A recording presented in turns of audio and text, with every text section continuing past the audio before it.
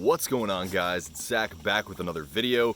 You can hear my dog splashing around in the creek behind me, but in this video we're going to be talking about a very simple process for staying focused and relieving your mind of stress. This is what I call the pattern interrupt process. This is extremely straightforward. It's just 4 simple steps. This is a process that has been nothing short of transformational for me, and it has been something that I include in all of the plans that I use for all of my clients. I think it is just that powerful of a process.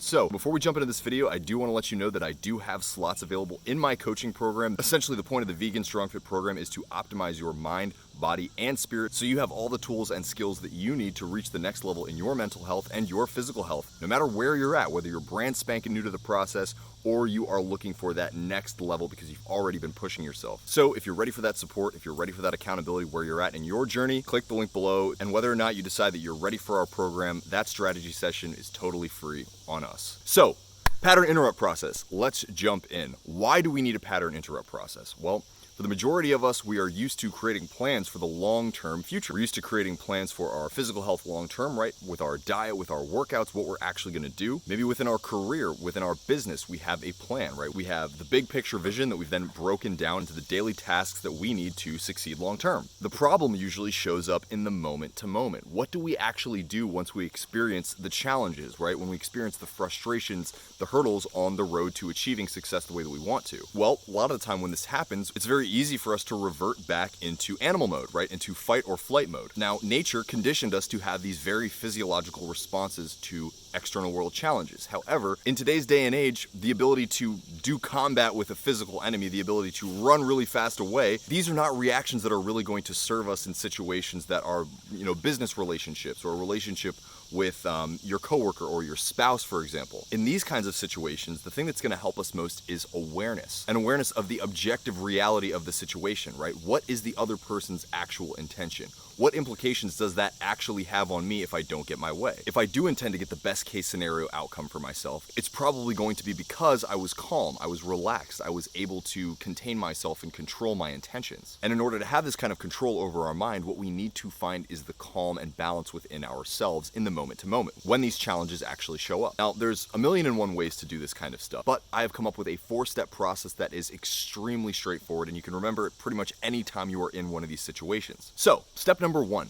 Remove yourself from the trigger. Maybe you just read an email that is super disempowering and you realize it's going to have negative implications on yourself or your career. Maybe your spouse just accused you of doing something that you are a little bit embarrassed by. Assuming you're practicing awareness, which we'll talk about towards the end of this video, step number 1 is to remove yourself from the trigger. Now, ideally, you're going to do this physically. Ideally, you're going to stand up from your computer, you're going to walk away. Maybe you are going to excuse yourself from the conversation with your spouse and go into another room. Now, this is not always possible, and I understand that. And so what you're going to do on an even deeper level, you're going to do it in mind. You are going to notice the trigger in mind. You're going to take a deep breath and remove your attention from this thing, at least momentarily. 2, once you've been able to remove yourself from the trigger, you want to essentially release from the energy. You want to find yourself in a higher state of energy, first relaxing and releasing from that tense, disempowering stimulation, whatever it was, and then moving your attention to something else, right? Moving your attention to something that empowers you, right? That gives you that inner confidence that you really need to be more intentional and strong in these situations. Now, step 3, once you've identified what that state of energy is that you want to exist in, you figure out how to embody that. Maybe it's listening to music, maybe it's going for a walk, maybe it's working out.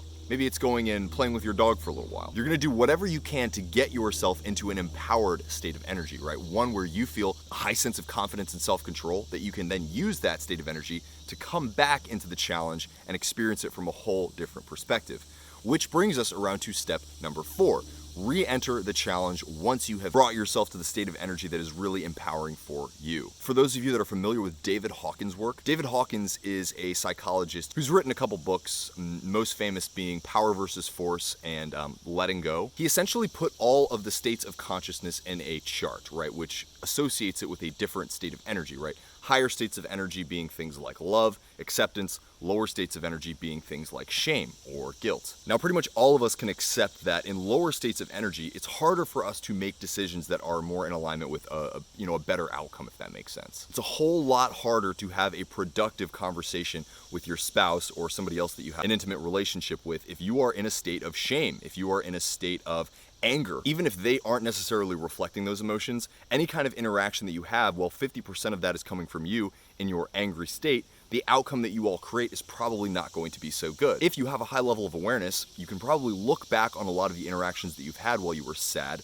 or you were angry, and you feel, some sort of regret for these interactions, right? Knowing that you could have been in a higher state of energy and you could have done a much better job. This is really the fundamental philosophy behind the pattern interrupt process, right? We acknowledge that we are not in our best state of being when we are responding to things with tension or with anger, right? That kind of negative reaction mode that we all have inside of us. And so, knowing the 4 steps is all good and nice, but the number one thing that you need to practice is raising your awareness. The ability to be self-accountable and acknowledge, hey, I am not in my best state of mind right now, right? I am going to make decisions associated with the state of mind that I'm not necessarily going to be proud of. And so I know that I can raise my awareness and find more of a sense of balance within myself.